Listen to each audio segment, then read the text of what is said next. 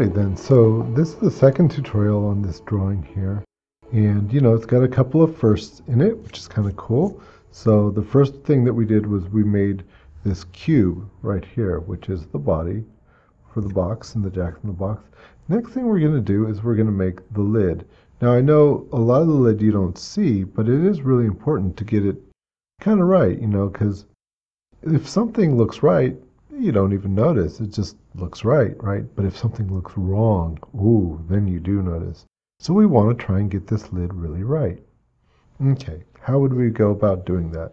Slightly more complicated than what you might think. Okay, so I've got my cube here from before.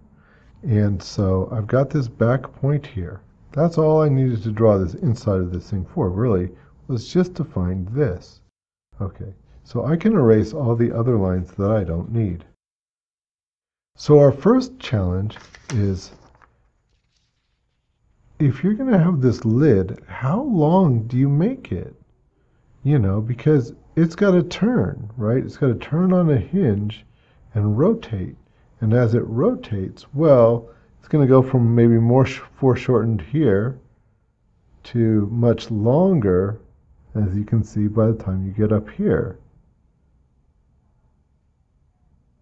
So how do you represent that?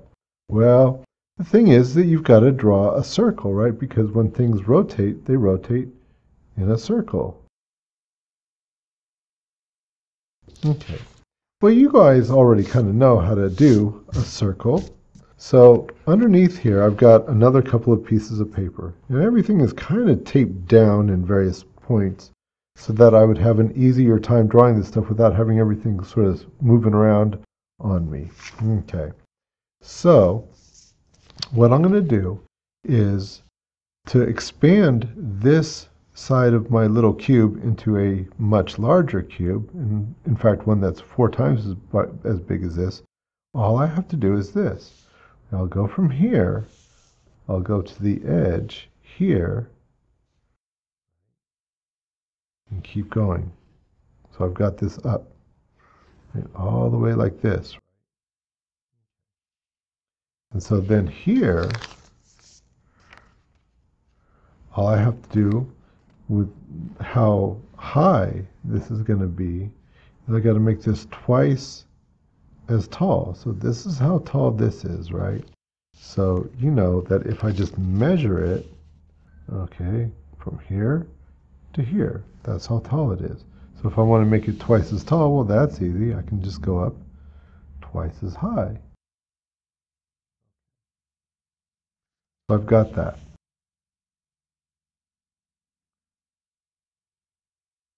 Okay, so there's my line. Hopefully that's clear enough. I feel like I should make them nice and dark so you can see them, but then it makes it harder to erase. Okay, so I've got this point here, and I've got this point here, right? And I'm going to go back to my vanishing point, just like so. All right.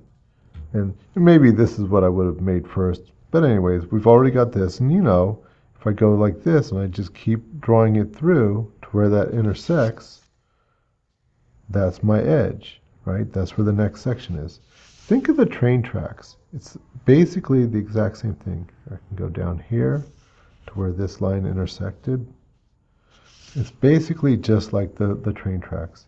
Okay, and so we can start to see that, yeah, I've got a cube, right? A cube that I've divided into really 4 equal sections, right? Here's 1, 2, 3, 4, right?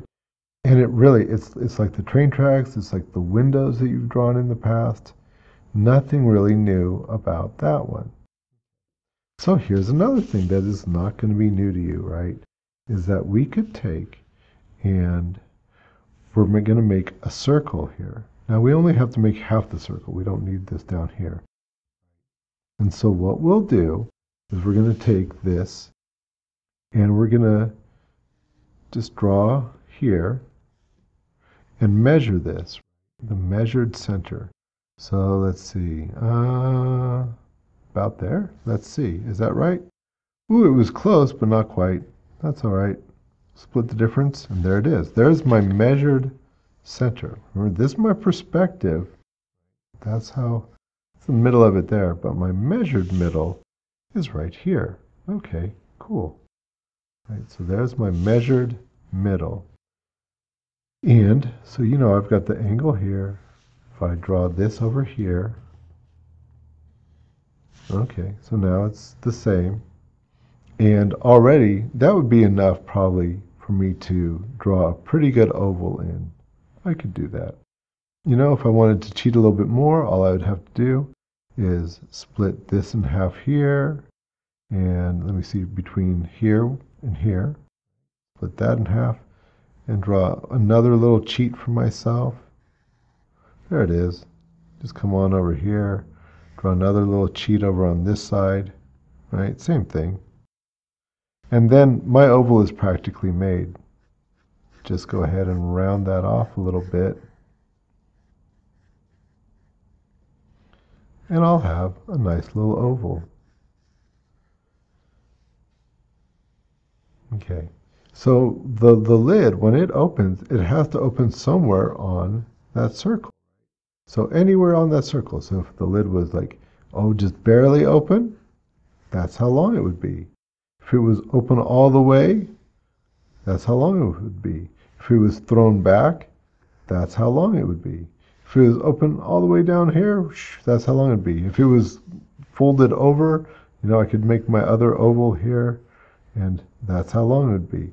So you can predict anywhere on that circle where that lid's going to be. Well, for my Jack in the Box, I just had it kind of like right here. So that was a lot of drawing, right, just to get this length. But, without it, it's just not going to be right.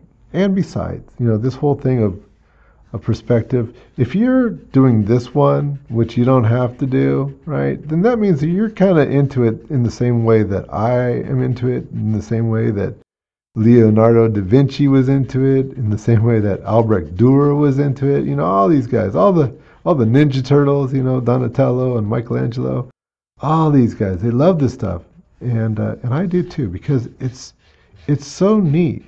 It's such a way of taking this three-dimensional reality and accurately translating that to this two-dimensional illusion. So as you can see, I've just erased all those lines that I just made. But the important line is this one. That's one I've got. That's my length. Okay, so now, of course, this can just go back down to the vanishing point. Well, that's easy enough, right? Okay. And we made this point over here, so we know that this can go up to here. Now, I could just fake it, just kind of like on my roof. Bring it on over. And you know what? That would probably be just fine. But on what they call an inclined plane, on a diagonal like this, you would have a vanishing point way up here. Now, for our purposes, that's just going to be so high up that it would be impractical to use that as a vanishing point. It'd be along the edge, and everything could go to the edge. Here, let me show you that real quick on another little thing. So if I had, let's say something, anything, little box, little box, little box, and let's say this was my lid to my box, and here's my box. Okay, and so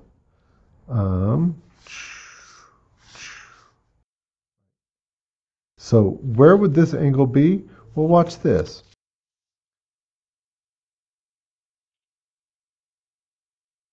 Here's the edge of my paper, the same as my vanishing points, let's say.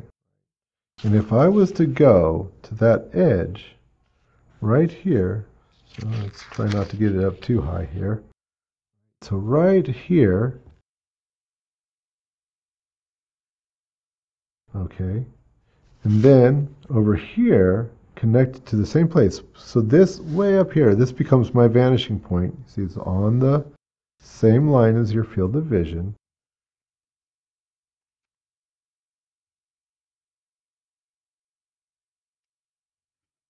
Okay. And that would be the angle. And as you can see, it does. It narrows because it's all in perspective. Well, good enough. Now, back to this, though. Yeah, we could do that, or we could just fake it, or we could do this. Check this out. So if I was to estimate the center, let's say that this is the center right here. That seems pretty good.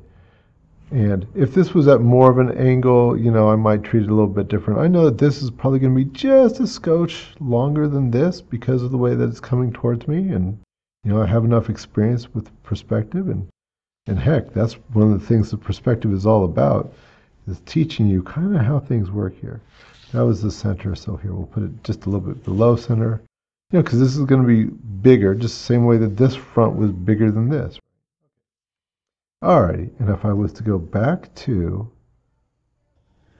my vanishing point, and then I was also to take this point that I've got right down here, right, that's the original point, that's as long as what this is, and over to here, okay, now I've got the central point. So remember, this was the point that we found by going and making the inside. That's the inside edge of this little cube here. So it's here, and then this one was just that we got off the circle. Connect that. This is going back to the vanishing point. And so now, if we were to go from here and through the center and then just follow it out to wherever it hit this, then that becomes